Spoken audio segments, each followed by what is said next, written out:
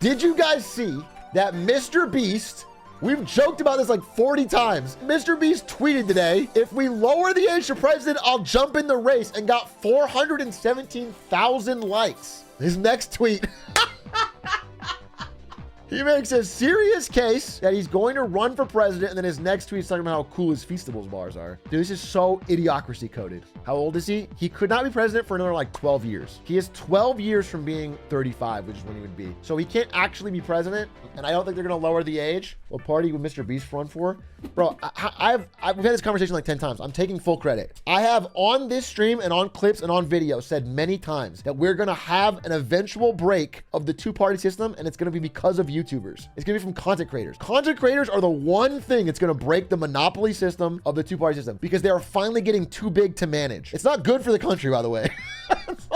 But content creators are gonna shake up the political system, and they're going to start making new parties and systems because they are finally too big. They have too much of an audience that can't, you don't have to filter it through CNN or whatever. They literally have such a direct to audience power. It's happening. And MrBeast tweeting about I'll be president. Sorry, I didn't get to finish his tweets. Let me show you one more thing on MrBeast's tweets, bro. This guy was talking to Dwarkesh Patel, who's an interviewer that I've recommended before, and said, just bet, Dwarkesh, that MrBeast will become president of the United States within 3 valid elections after he turns 35. 25-1 payout when I win. And then MrBeast says, can I take that bet? We're acting like it's so crazy. It could never happen that a dude who reaches 100 million people a week and has a clean public image couldn't push for presidency. It's not crazy. And the content creators are only going to get bigger. We have to understand another thing that ties this story together. When I was working at Twitch, the biggest creators in the world, Gold Glove and Jericho and Mayanite, these people had like between 3K and 10K viewers. And 10K would be crazy. They were the biggest. They were like amazingly huge. You know, if Kai Cenat woke up with 10K viewers, he'd kill himself. Nowadays, Kai goes live to 300K sometimes. The level of their reach is only getting bigger with time. The scale keeps getting bigger. MrBeast gets 100 million. Remember, like, I don't know, Ryan Higa or whatever, like what views did they get comparatively? It's nothing, but they were the biggest. It keeps getting bigger. The next MrBeast is going to be bigger than him. And these people are going to have the power to move politics. So that's what I'm saying. It's like, that is the world we are entering in, where the permissionless aspect of content creation and the permissionless owning your audience is gonna give people weird powers they didn't have. And it's gonna break down some systems that we thought were untouchable, like the two-party system. I believe this. Kai streams frequently to more people that can fit in the largest stadium in the world. That's crazy. First VTuber president before female president. Hillary Clinton runs again, but as a VTuber. Holy shit. How long until we get a president doing OnlyFans? I don't think that's very likely, but it would make them money for sure.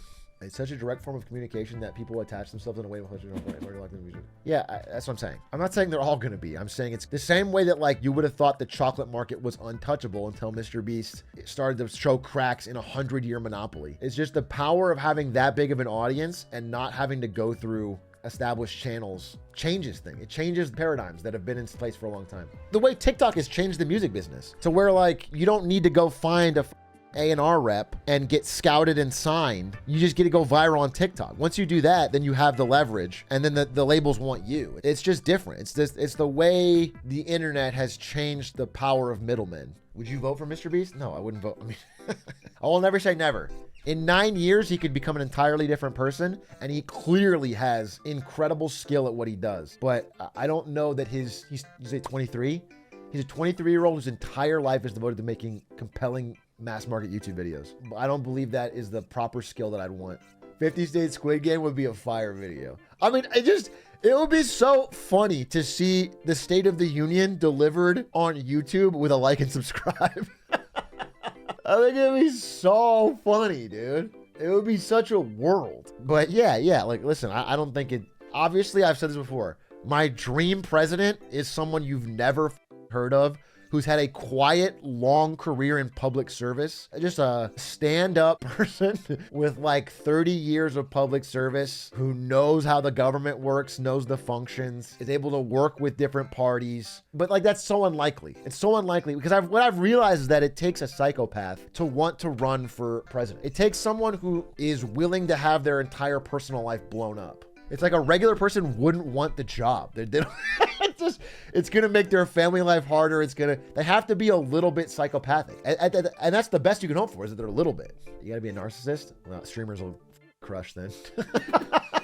Ludwig's going to be a fire president, bro. Ludwig's going to be a fire president. I swear to God.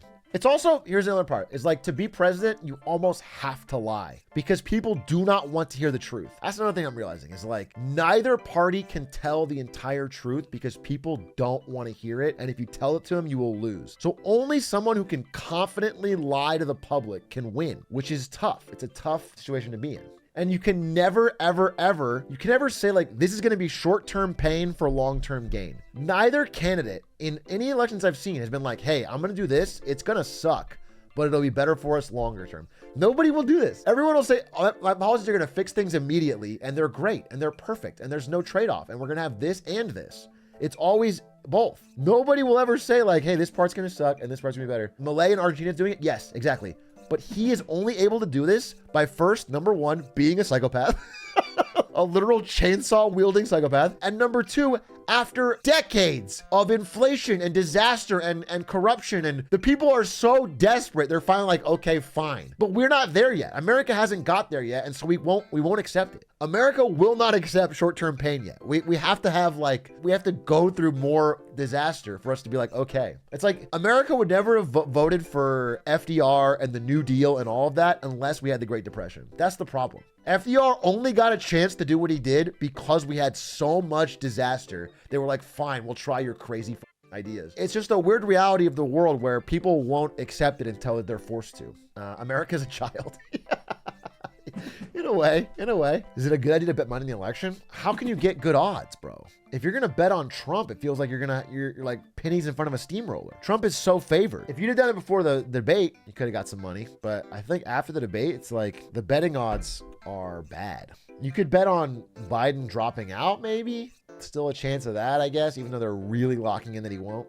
If you can bet on Trump to win the Republican National Convention, that's like a guaranteed money. I don't see how we could ever lose that. So even though the odds are, you get almost nothing, it's like guaranteed. It's crazy because I thought the debate would change absolutely nobody's minds. I don't think people flipped who were already picking. Honestly, I think the biggest effect is that it depresses one side. So much of American politics is about turnout. It's not even about switching other people's minds. It's about, we have millions of people on each side. Who can we get excited to show up? Otherwise, they don't turn out. That's like the past two elections have been about that. And so the debate was a turnout killer for the Democratic side because they just don't feel excited. Historically in American history, Democrats are more vulnerable to that. There's a saying that Democrats fall in love and Republicans fall in line, where like, if you're not exciting for the Democratic ticket, people often just don't bother. Outside of the 2020, we have to beat Trump. Like, I don't think Biden was exciting to begin with. And then this was a really bad debate. What's been going on Reddit? People acting like the debate was no big deal and you're a MAGA head if you think Biden did bad. That's not what I've seen on Reddit, but I'm sure there's different parts of Reddit. The general consensus, he did bad, obviously. He just looked really frail and old. And people don't want their leader to be frail and old. Regardless, I mean, that's positions aside. That is for some people a deal breaker, and for others it's like a real negative impact. But at least, I mean, at the very least, I will say he did in all his appearances since, has not looked that bad. When I say that bad, I mean as bad as the debate. Like, he's trying to show that was an aberration. It's just, when I used to play poker, there was a really good advice I read from a very, very good poker player. He said, you have your A game, your B game, and your C game. When you're on your A game, that means you're in your flow state. Everything's going good. You're playing great poker. It's amazing. You're making money. Then you have your B game, which is your day-to-day, your grind. This is what you're trying to get up. You practice to get your B game up. That's your day-to-day. And then your C game is when you're playing really bad, you're on tilt, and you're kind of losing money. You don't practice and grind and struggle and put your effort in to get your A game better. Your A game is generally already pretty good if you're a pro player. You need to get your floor up, because you lose most of your money on the C game. To put this metaphor back into what I was talking about, nobody running for president should have a C game that bad. Even on your bad days, shouldn't be that bad. If your floor is that low, do you understand? Like that's the problem. It's not that is his every day. He has had better days. He's had better days since. But his C game is scary to people. And they have a right to be scared. Your president is having, really bad days. Like, just can't finish a sentence. That's how I'm putting it. So we have two bad options. I'm not like a secret that I'm voting for Biden in this situation, because I like the people around him. I like Lena Khan. I like the FTC. I like the people he's appointed. I don't want to get like Betsy Davos, and I don't want more Republican Supreme Court justices, and I don't want Rex Tillerson as Secretary of Energy. I don't want all the people that Trump appoints. Trump is a better poster and he's funnier. But you know, I think government is more than the president, and I don't like the people he picks for positions.